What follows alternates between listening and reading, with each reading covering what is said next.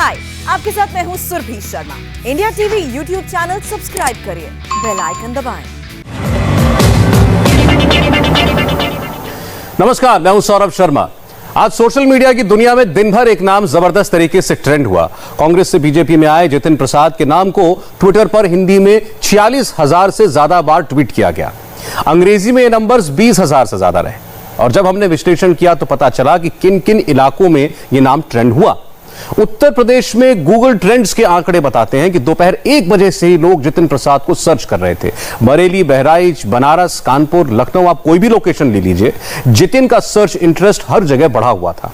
Social media का विश्लेषण करने पर पता चला कि ब्राह्मण इलाकों में जितिन प्रसाद की जबरदस्त चर्चा हुई। बहुत लोग कहते हैं कि जितिन प्रसाद के बीजेपी में आने से क्या होगा। जो शख्स खुद चुनाव हार गया हो वो बीजेपी को जीत कैसे दिलाएगा। बीजेपी को नफा भले ना हो लेकिन कांग्रेस को नुकसान होना तय है। सोशल मीडिया का ट्रेंड हमने आपको बताया। अंदर खाने क्या चल रहा है समझिए इस रिपोर्ट से।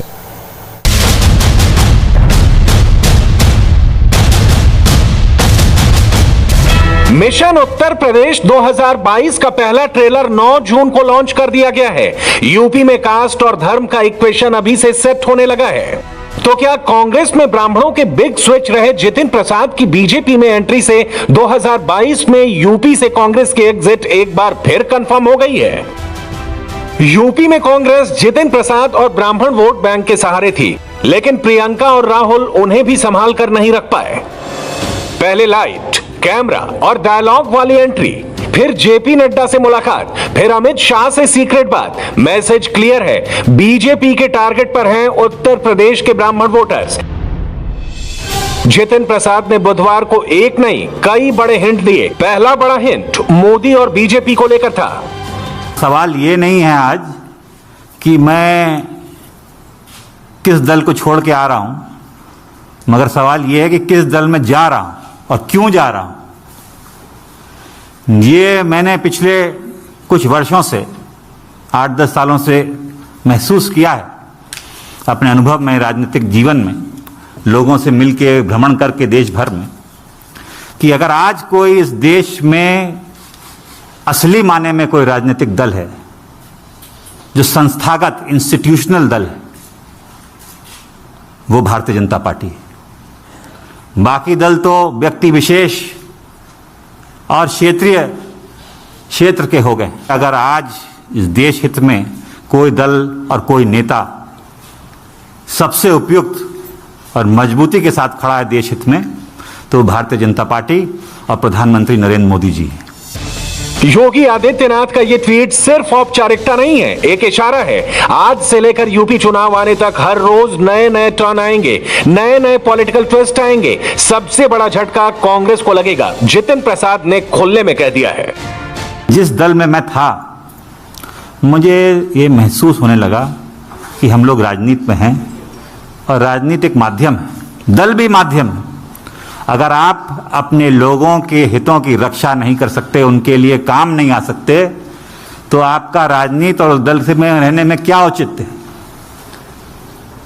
तो यही मेरे मन में, और चाहे वो देश हित हो, चाहे वो प्रदेश हो, चाहे वो जिला हो, अगर आप अपने लोगों के उपयोग नहीं आ सकते, उनके सहायता के लिए आप मौजूद नहीं हो सकते और आपके इस लायक नहीं हैं कि आप अपनी जनता के हितों की रक्षा कर पाएं, तो वो मुझे महसूस होने लगा कि मैं वो कांग्रेस पार्टी में नहीं कर पा रहा हूं। जितिन प्रसाद का कांग्रेस छोड़कर जाना खबर नहीं है, ये एक ट्रेंड है और इस ट्रेंड को आप एक फोटो से समझिए। ये 17 मार्च 2018 की तस्वीर है। उस वक्त Congress party the young guns of the party की टैगलाइन से कांग्रेस के युवा नेताओं को प्रमोट किया करती थी। कांग्रेस के पास दिखाने के लिए यही पोस्टर हुआ करता था। मगर इस पोस्टर में दिख रहे 6 नेताओं में से 2 यानी ज्योतिरादित्य सिंधिया और जितिन प्रसाद बीजेपी ज्वाइन कर चुके हैं। सचिन पायलट का खेमा भी नाराज दिख रहा है। मिलिंद देवड़ा का मूड भी अच्छा नहीं चल रहा, इसलिए चर्चा तेज है, अगला नंबर किसका होगा। 9 जून की पॉलिटिकल सिचुएशन देखिए। राहुल जब ट्विटर पर किसान किसान कर रहे थे, उसी वक्त राहुल के खेमे से यूपी का एक ब्राह्मण नेता चला गया। प्रियंका ना तो जितिन को रोक पाई और ना ही वो सचिन पायलट को रोकती दिख पा रही हैं। एक लाइन में कहें तो राहुल संभाल नहीं पा रहे और प्रियंका अगर समझा रही हैं तो लाख मिन्नतों के बाद भी मना नहीं पा रही। अलविदा कांग्रेस का यह सिलसिला लंबा खिंच सकता है। कांग्रेस के एक और युवा चेहरे मिलिंद देवड़ा के इस ट्वीट के पॉलिटिकल मायने निकाले जाने लगे हैं। कांग्रेस के लीडरशिप से नाराजगी जग जाहिर है। ज्योतिरादित्य सिंधिया भी बहुत दिनों बाद बाहर निकले, जितिन प्रसाद को बधाई भी दी और इशारों इशारों में पॉलिटिकल मैसेज भी दे दिया। संकेतों की भाषा समझने वाले कह रहे हैं कि यूपी चुनाव से पहले राहुल और प्रियंका के लिए बैड न्यूज है। जिस राजनीतिक दल ने भारत के विकास में, भारत की प्रगति में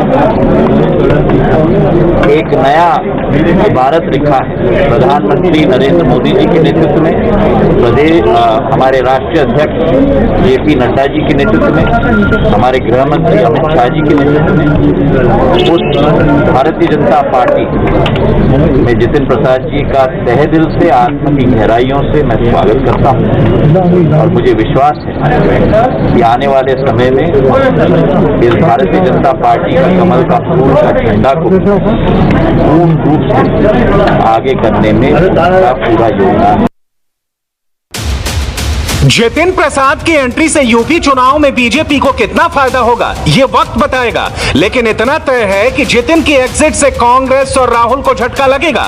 मगर जितिन का जाना प्रियंका गांधी वाड्रा के लिए बहुत बड़ा सेटबैक है, क्योंकि पिछले कुछ सालों से इन्हीं युवा चेहरों के भरोसे कांग्रेस ने यूपी की सियासत में कमबैक की उम्मीद लगा रखी थी। हर रोज ट्विटर पर एक नया हैशटैग घुमाया जा रहा था, हमारी प्रियंका दीदी के नाम से माहौल बनाया जा रहा था, मगर एक झटके में सब टूट गया। जितिन प्रसाद यूपी की ब्राह्मण राजनीति के बड़े चेहरे माने जाते हैं। पिछले एक साल से उन्होंने ब्राह्मणों को गोलबंद करने के लिए कड़ी मशक्कत की है। ब्राह्मण चेतना परिषद नाम के संगठन के जरिए काफी समय से ब्राह्मणों के बीच काम करते रहे हैं। यूपी की राजनीति में ब्राह्मण वर्ग का लगभग 12% वोट है, मगर ब्राह्मणों का प्रभाव समाज में इससे कहीं ज्यादा है। यूपी की पॉलिटिकल हिस्ट्री उठाकर देख लीजिए, राज्य का तीसरा सबसे बड़ा वोट बैंक ब्राह्मण जिसकी तरफ खड़ा हो जाता है, अक्सर उसी के पास कुर्सी भी होती है। पिछले 5 विधानसभा चुनावों की बात करें तो हर पार्टी ने चुनाव में ब्राह्मण कार्ड खेला, जिससे पार्टियों को अच्छा फायदा मिला। प्रियंका को भी इस बार यही उम्मीद थी, मगर उससे पहले ही कांग्रेस के खेमे में पॉलिटिकल एक्सीडेंट हो गया। कांग्रेस के सीनियर नेता मल्लिकार्जुन खड़गे को सुन लीजिए, समझ जाएंगे चुनाव से पहले ही कांग्रेस के साथ खेल हो गया। देखिए, आप उनकी मर्जी, हम कुछ कह नहीं सकते।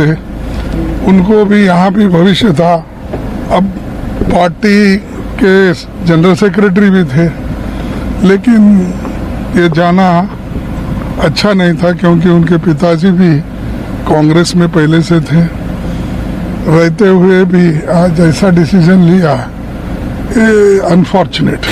बात सिर्फ वोट बैंक की नहीं है, परसेप्शन की भी है। यूपी के वोटर्स कांग्रेस को लेकर श्योर नहीं है। प्रियंका ट्विटर से वैक्सीन और किसान के नाम पर सियासी स्क्रिप्ट लिखकर फैलाती हैं, हर रोज योगी पर हमले करती हैं।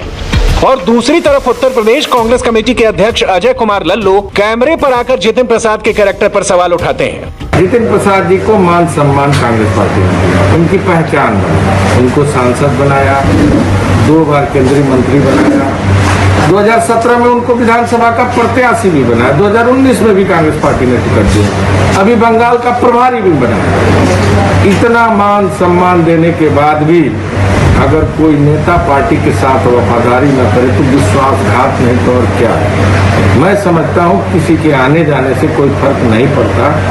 कांग्रेस पार्टी एक विचारधारा की पार्टी है, एक मजबूत स्तंभ है। इस वक्त सिचुएशन ये है कि कांग्रेस खेमे में पैनिक मचा हुआ है और पैनिक में ना जाने क्या क्या लिखा जा रहा है। मसलन एमपी कांग्रेस का ये ट्वीट देखिए, जितिन प्रसाद के एग्जिट को कूड़ेदान में डालने वाली प्रक्रिया के तौर पर पेश किया गया। विवाद आगे ना बढ़े इसलिए बाद में ट्वीट ही डिलीट कर दिया गया, जैसा कि आप इस स्क्रीनशॉट में साफ देख सकते हैं। ऐसी एक नहीं, कांग्रेस की टाइमलाइन इस वक्त भरी पड़ी है। जितिन प्रसाद के सारे पुराने ट्वीट्स निकाले जा रहे हैं, उन्हें फैलाया जा रहा है। जितिन प्रसाद का जाना ही प्रियंका के लिए सेटबैक नहीं है, दूसरा सेटबैक सचिन पायलट के खेमे से भी आ सकता है। जितिन के बीजेपी ज्वाइन करने के 2 घंटे बाद सचिन पायलट ने ट्वीट करके बताया कि वो जयपुर में कार्यकर्ताओं से मिल रहे हैं। सियासी मायने तो इसके भी हैं। राजस्थान के अशोक गहलोत सरकार पर संकट के बादल फिर से मंडराने लगे हैं। रिपोर्ट्स के मुताबिक सचिन पायलट और उनके समर्थक विधायकों ने पार्टी आलाकमान को अल्टीमेटम दिया है कि या तो जुलाई तक मंत्रिमंडल विस्तार या राजनीतिक नियुक्तियां करने का वादा पूरा करो, नहीं तो वो आगे फैसला लेने के लिए आजाद हैं। पिछले 2 दिन में 1 दर्जन विधायकों ने पायलट के घर बैठकें भी की हैं। प्रियंका को पता है उनकी पार्टी के नेता पाला बदलने में देर नहीं लगाएंगे, इसलिए अभी से फोन नंबर्स डायल होने लगे हैं, बैकडोर बातचीत होने लगी है, मगर इसका सियासी फायदा होता दिख नहीं रहा। ऐसा ना हो कि एक दिन कांग्रेस पार्टी में सिर्फ राहुल और प्रियंका रह जाएं, क्योंकि फैक्ट तो यही है कि राहुल के सारे फ्रेंड्स एक एक करके निकल रहे हैं। पहले सिंधिया गए और अब जितिन भी खिसक लिए। फिलहाल तो राहुल की चौकड़ी में सिर्फ 2 नाम बचे हैं, सचिन पायलट और मिलिंद देवड़ा, और इनके तेवर देखकर कहा जा सकता है कि कुछ भी हो सकता है। G23 के पुराने लीडर्स तो पहले से ही साइडलाइंड हैं। अब राहुल के करीबी नेता भी पार्टी छोड़ रहे हैं। कांग्रेस में जो सियासी उठापटक हो रही है उस पर केंद्रीय स्वास्थ्य मंत्री डॉक्टर हर्षवर्धन काफी आक्रामक हैं। बुधवार को इनका एक ट्वीट आया, उन्होंने लिखा, निकले थे कहां जाने के लिए, पहुंचेंगे कहां मालूम नहीं, अब अपने भटकते कदमों को मंजिल का निशा मालूम नहीं। लुधियानवी जी की ये पंक्तियां @INC इंडिया पर सटीक बैठती हैं। कई युवा नेताओं के बाद अब श्री जितिन प्रसाद को भी मंजिल मिल गई है, कुछ और को इंतजार है। सवाल ये है कि ये इशारा किसकी तरफ है। सच्चाई यह है कि प्रियंका यूपी वाली पॉलिटिकल टाइमलाइन चमकाने की कोशिश कर रही है। यूपी में प्रियंका का सियासी दखल बढ़ने के बाद जितिन प्रसाद के तौर पर पहली कैजुअलिटी हो चुकी है। दूसरी कैजुअलिटी किसानों के फ्रंट पर हुई है। राहुल वैक्सीन वाले ट्रैक से किसान वाले ट्रैक पर वापस तो लौटे हैं, मगर दिल्ली बॉर्डर पर बैठे किसान नेता राहुल को छोड़कर बंगाल पहुंच गए। राकेश टिकैत और बाकी नेताओं की मुलाकात दीदी से हुई है। मोदी के खिलाफ सियासी स्क्रिप्ट लिखी गई है। इससे एक चीज साफ है, जो किसान था वो ममता से मिलने पहुंच गया। नतीजा ये हुआ कि राहुल और प्रियंका के पास न ब्राह्मण वोट रहा और ना ही उन्हें किसानों का साथ मिलता दिख रहा है। तभी तो केंद्रीय कृषि मंत्री नरेंद्र सिंह तोमर ने बुधवार को यह कहा कि भारत सरकार प्रधानमंत्री नरेंद्र मोदी जी के नेतृत्व में किसानों के प्रति पूरी तरह सम्मान रखती है, और इसलिए जब किसान चर्चा करना चाहेंगे भारत सरकार तैयार चर्चा के लिए रहेगी। लेकिन हमने बार बार कहा है कि प्रावधान में आपत्ति है, वो आपत्ति तर्क के साथ आप बताइए, हम ससम्मान सुनेंगे भी और उसका निराकरण भी करेंगे। जहां तक राहुल गांधी के ट्वीट का सवाल है, उसको कांग्रेस भी गंभीरता से नहीं लेती, इसलिए मुझे लगता है कि मुझे उसका जवाब देने की आवश्यकता नहीं। सीधी भाषा में कहें तो यूपी चुनाव से पहले देश का सियासी मूड सेट हो चुका है। बुधवार के डेवलपमेंट से राहुल और प्रियंका दोनों को भारी नुकसान हुआ है। किसान भी हाथ से गया और ब्राह्मण वोट बैंक भी निकल गया। भारत में 24 करोड़ लोगों को वैक्सीन की डोज लग चुकी है। आज भी लगभग 28 लाख डोज लगाई गई। अगर रफ्तार सही रही तो अगले महीने से हर रोज 1 करोड़ डोज लगाई जा सकेंगी। लेकिन दिक्कत कहां आ रही है? गांव से। हम आपको एक रिपोर्ट बैतूल से दिखाने जा रहे हैं, जहां 47 गांव में एक भी वैक्सीन नहीं लगी है।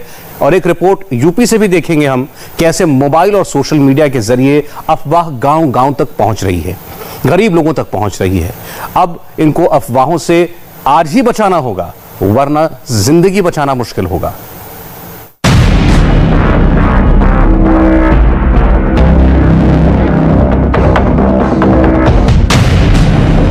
जी हमने 12 आलमगर देखे, हमने मरते हुए।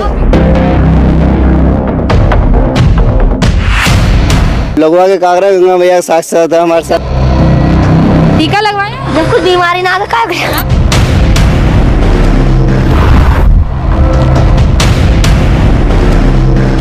32 साल का कौन सा लग रहा है जी टीका? 18 से ऊपर लग रहा है। 18 से ऊपर लग रहा है। हाँ। तो हमें तो लगवाने की इच्छा ही नहीं है जी। इच्छा ही नहीं? क्यों नहीं है? क्योंकि हमारे तो भाई खेती बाड़ी में करते हैं, वो तो अपना ही भग जाता। गाँव में कोरोना फैल रहा है, गाँव गाँव में, पता है? आ ही नहीं सकता।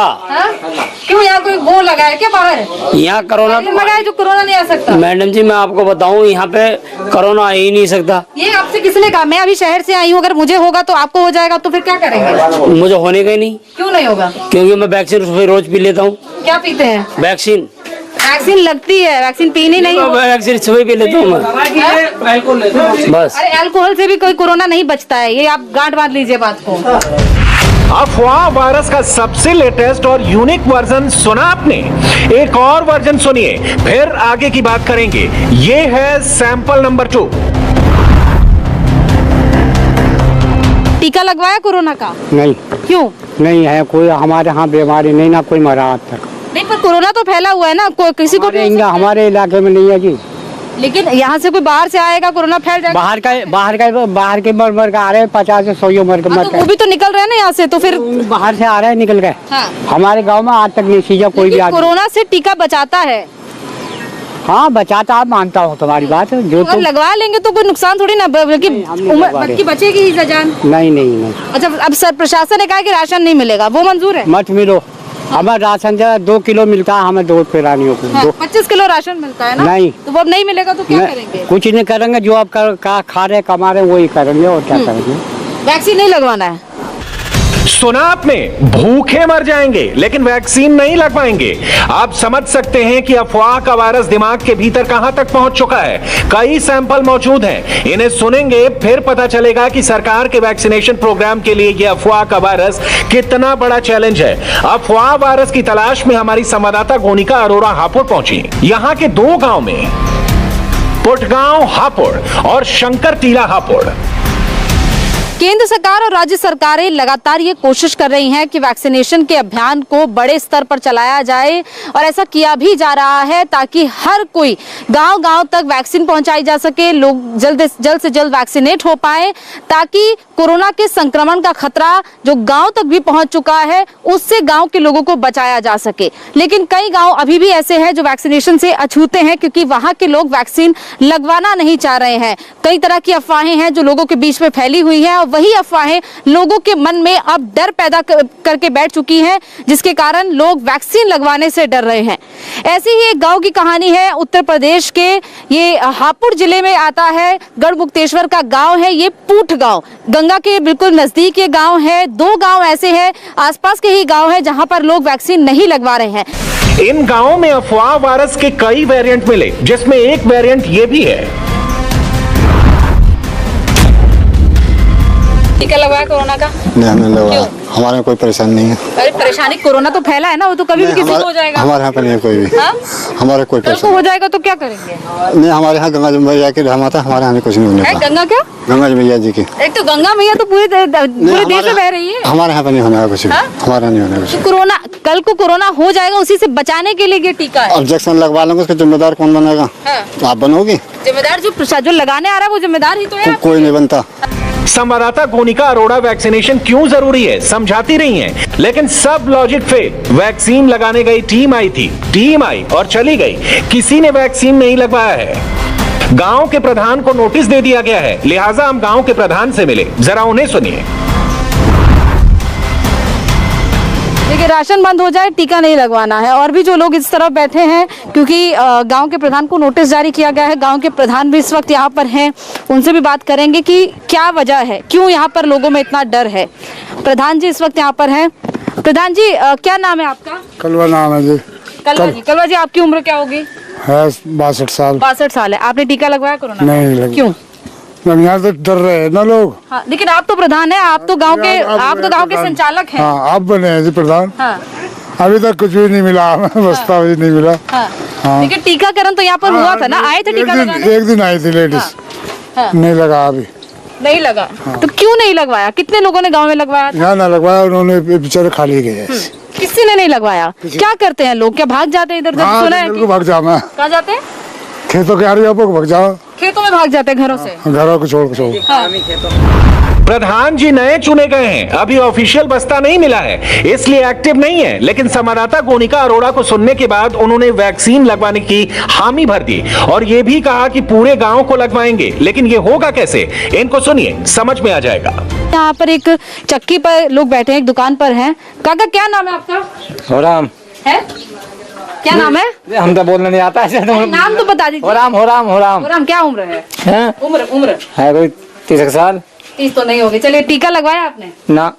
जब हम बीमारी आता हम क्यों लगवाएंगे टीका? तो बीमारी से बचाने के लिए टीका है, बीमार होने पे नहीं टीका लगवाना है। हाँ, तो हम लगवाने के टीका होगा, जब प्राइस होता है सब लगवाएंगे, हम लगवा लेंगे। अरे तो सब नहीं, सब कुएं में कूदेंगे तो कुएं में कूद जाएंगे। नहीं जी। तो फिर किसी को आपको कोरोना हो जाएगा तो उससे बचने का तरीका सिर्फ टीका है। अजी काय हो जाएगा हमको कोरोना? हमें क्यों हो जाएगा? टीका तो कोरोना तो किसी को भी हो जाता है, वो तो फैल रहा है तो हो जाएगा ना। हमारे पोर्ट में ना होने का, हमारे पोर्ट में कोई बीमार नहीं है ऐसी। हाँ हमारे गाँव में सब ठीक। अभी कहीं नहीं जा रहा है, अभी तो 1.5 साल से चल रहा है और भी चलेगा, तो उससे बचना कैसे है? बचेंगे कैसे? टीके से बचेगी पब्लिक। टीके से बचेंगे ना तो टीका लगवाना है। टीका लगवाएंगे नहीं, जो हमें नहीं लगवाना। बचेंगे कैसे फिर? खुद बच जाएंगे, जब मौत आएगी तो किसी न रुका। पुटगांव का यही हाल है, जो भी मिला उसने नई कहानी बना दी। रिजल्ट ये निकल कर आया कि टीका नहीं लगाएंगे। ध्यान दीजिए, यही अफवाह वायरस है जिसका खात्मा जरूरी है और थर्ड वेव को रोकने का पहला कदम है। मानने के हमारे यहाँ जो गंगा किनारे वाले गांव हैं, इनमें कोई कोरोना का ऐसा ये किसने कहा है कि गंगा किनारे कोरोना नहीं? कुछ नहीं, गंगा नहाते हैं, मौज लेते हैं। यहाँ तो सुबह गंगा नहाई जाते हैं और खाना खा अपने खेती में निकल जाते हैं। टीका नहीं लगवाएंगे? टीका नहीं लगवाएंगे। ये क्यों नहीं लगवाना? डर क्या है? डर ये है जब हमारा गाँव बिल्कुल सुरक्षित है तो लगवाने क्या जरूरत पड़ रही है? अरे पर अगर लगवा लेंगे तो तब भी कोई नुकसान थोड़ी ना है। नुकसान हो सकता है। क्या नुकसान है? जब हमारे अंदर रोग नहीं है तो क्यों लगवाएगा? रोग से बचाने के लिए, रोग से पहले ही लगवाना है। हमारी पीढ़ी भी सुरक्षित है, बच्चे भी सुरक्षित है, हम भी सुरक्षित है। अगली लहर बच्चों को ही परेशान कर सकती है। आने वाले टाइम को देखी जाएगी, अभी तो कोई बात नहीं है। हैरानी की बात तो यह है कि प्रशासन ने सरकारी राशन रोक देने का डर भी दिखाया, लेकिन गांव वालों पर इसका कोई असर नजर नहीं आया। हालत यह है कि जब से एसडीएम साहब की तरफ से ऑर्डर आया है कि वैक्सीन नहीं लगवाओगे तो राशन नहीं मिलेगा, तब से दुकान पर ताला लगा हुआ है। लोग सरकारी राशन की दुकान पर नहीं जा रहे हैं। गढ़मुक्तेश्वर के पूट गांव के सरकारी राशन की दुकान के बाहर हम इस वक्त मौजूद हैं। दुकान के बाहर फिलहाल ताला लगा हुआ है, अभी इस दुकान को फिलहाल नहीं खोला गया है। सुबह ये दुकान खुली थी, लेकिन अब राशन मिलने पर पाबंदी लगा दी गई है। अब गांव के सिर्फ उन्हीं लोगों को राशन मिलेगा जो कोरोना का टीका लगवाएंगे। जो नहीं लगवाएंगे उन्हें तब तक राशन नहीं मिलेगा जब तक वैक्सीनेशन उनका नहीं होगा। इस सरकारी दुकान की बात करें तो यहाँ पर प्रति व्यक्ति को 1 महीना 5 किलो राशन मिलता है, जिसमें चावल और गेहूं शामिल होता है। और अगर सब परिवार में 5 सदस्य हैं तो करीब 25 किलो राशन महीने का उस परिवार के पास जाता है, जिसमें गेहूं और चावल होता है। और अभी गांव में स्थिति इस वक्त ये है कि गांव में सिर्फ चुनिंदा कहें तो 2 से 4 लोगों ने ही वैक्सीन लगवाया है, बाकी और किसी ने वैक्सीन नहीं लगवाया है। लोग वैक्सीनेशन से भाग रहे हैं, डर रहे हैं। जब भी टीम यहाँ पर आती है तो प्रशासन का ये कहना है कि लोग गांव की तरफ चले जाते हैं। ऐसा नहीं है कि गांव के सभी लोग अफवाह वायरस की चपेट में हैं। कुछ लोग ऐसे भी हैं जिन्हें वैक्सीन की डोज से दिक्कत नहीं है, लेकिन कंफ्यूजन में है। तो लोग यहाँ पर इनसे बात करते हैं, गांव के ही लोग हैं। आपका क्या नाम है? मेरा नाम दिलीप शर्मा जी। शर्मा जी, ये बात, आपकी उम्र क्या होगी? मेरी जी 28 है। 28 है। कोरोना का टीका लगवाया? जी अभी नहीं हुआ जी। हाँ क्यों? यहाँ आए थे डॉक्टर आए थे जी, चेकअप कराता उन्होंने कि अभी तुम्हारी एज नहीं है, अभी 18 से कुछ ऊपर नहीं लग रहे हैं, 45 लगभग 40 से ऊपर को लग रहे हैं। अच्छा, अगर लगाएंगे तो लगाएंगे? हाँ जी लगवाएंगे, बिल्कुल। गोनिका अरोड़ा जब पुटगांव में थी तो उन्हें शंकर टीला की खबर मिली। पता चला कि यहाँ भी अफवाह वायरस की फुल स्पीड ने वैक्सीनेशन पर ब्रेक लगा दिया है। ये फिलहाल पूट गांव की तस्वीर हमने आपको दिखाई, और भी आगे लोगों से बात करेंगे कि आखिर क्यों डर है कोरोना के वैक्सीनेशन को लेकर, और जो प्रशासन ने सख्ती की है क्या उसके बाद अब लोग वैक्सीनेशन करवाने के लिए आगे आएंगे या फिर नहीं। ये शंकर टीला गांव है, यहाँ कोरोना नहीं है, लेकिन अफवाह का वायरस अच्छे से फल फूल रहा है। उसका सैंपल है सुखराम। इनको सुनिए, फिर पता चलेगा कि वैक्सीनेशन प्रोग्राम में क्या क्या चैलेंज है। टीका लगवाया आपने? नहीं लगवाया। क्यों? लगवाते नहीं, हमारे कोई रोग नहीं, कुछ नहीं। लेकिन कोरोना तो हर जगह फैला है, पूरी दुनिया में फैला हुआ है। यहाँ तो भर के आप बीमार ले गए, हमारे गाँव कुछ नहीं है। लेकिन कोई बाहर जाता होगा, बाहर से आता होगा, जाते हैं ना। हम तो अपने गांव में घुसे रहते हैं, बाहर नहीं जाते कहीं भी, कुछ नहीं हमारे यहाँ। टीका लगाएंगे ही नहीं? नहीं, टीका नहीं लगवाएंगे। कैसे बचेंगे? बच जाएंगे, गंगा जी में मालिक हमारी, गंगा जी में मालिक। कोरोना से नहीं बचेंगे? अभी बच जाएंगे, बच जाएंगे। अभी प्रशासन ने ये कहा है कि आप टीका नहीं लगवाएंगे तो राशन नहीं मिलेगा, जो राशन 5 हमारे कोटे मर रहा है, मतलब गवर्नमेंट ना देगी, नहीं लेते गवर्नमेंट से। नहीं चाहिए? नहीं चाहिए, हमें नहीं चाहिए। अच्छा, वजह क्या है? क्या कोई अफवाह सुनी है? क्या अफवाह है? वो लोग कहते हैं कि जॉनसन लगवाया तो मर जाते हैं लोग। ये किसने कहा है? अरे बहुत बाहर से बहुत आ रही खबर है। गोनिका जब बात कर रही थी तो ये समझ में आ चुका था कि इन लोगों के भीतर अफवाह वायरस का असर ज्यादा है। टीका लगवाया? ना, अभी नहीं लगवाया जी। क्यों? जन कितने मर गए जी टीका लगवाने से। किसने कहा ये? जी हम नवादा आलमगढ़ देखे हमने मरते हुए। कहाँ देखा? उनका चंद्र मुहिम का लौंडा मर गया टीका लगवाने से। टीका लगवाने से नहीं, किसी बीमारी से मरा होगा। ना जी टीके बता रहे हैं, सब जनता बता रही है, हम क्यों लगवाएं फिर से? यहाँ नहीं है कोई बीमारी, यहाँ तो दिन भर खुरपा चलाते हैं, बीमारी क्या है? कोरोना तो फैला है ना हमारे यहाँ, तो गाँव में है। नहीं हमारे यहाँ नहीं है ना कोरोना। कल को आ जाएगा तो क्या करेंगे? सब गंगे मैया मालिक ने, हम तो आगे पीछे पड़े हुए हैं, गंगे मैया के पीछे हैं जी। गंगा मैया कोरोना से थोड़ी ना बचा देंगी। नहीं बचाएंगे, यही बचाएंगे, सभी को ये बचा रही है। 2 गांव की ग्राउंड रिपोर्ट हमारे पास मौजूद थी। हम ये रिपोर्ट लेकर सीधे एसडीएम के पास पहुंचे और उनसे डायरेक्ट सवाल किया, जब हालात ऐसे हैं तो कैसे होगा वैक्सीनेशन और कैसे जीतेंगे कोरोना के खिलाफ जंग? जब हम लोग को इसकी जानकारी हुई तो पिछले 3-4 दिनों से लगातार हम लोग अपने स्तर से, ब्लॉक स्तर से मेडिकल टीम को भेज के ग्रामीणों से बात की गई वहाँ पर, और ग्रामीणों को समझाया कि वैक्सीनेशन के क्या क्या फ़ायदे हैं। तो अब जाके स्थिति ठीक है, अब ग्रामवासी वैक्सीनेशन के लिए तैयार हैं और संभवतः कल हम लोग वहाँ पर टीम भेजेंगे। और गाँव वासियों ने पूरा मदद का आश्वासन दिया है। पूट और शंकराटीला गाँव, 2 गाँव में हम लोग को समस्या आई थी जहाँ पे वैक्सीनेशन का काफ़ी कम काम हुआ था, तो उन गाँव में लोग अब तैयार हैं। अब हम लोग कल उस गांव में, कल या परसों उस गांव में टीम भेजेंगे और वहां पे हम ज़्यादा से ज़्यादा लोगों का वैक्सीनेशन कराएंगे। रोहतक में एक बॉक्सर का आज क्यों कत्ल कर दिया गया, इसकी तस्वीरें और पूरी रिपोर्ट देखिए एक के बाद।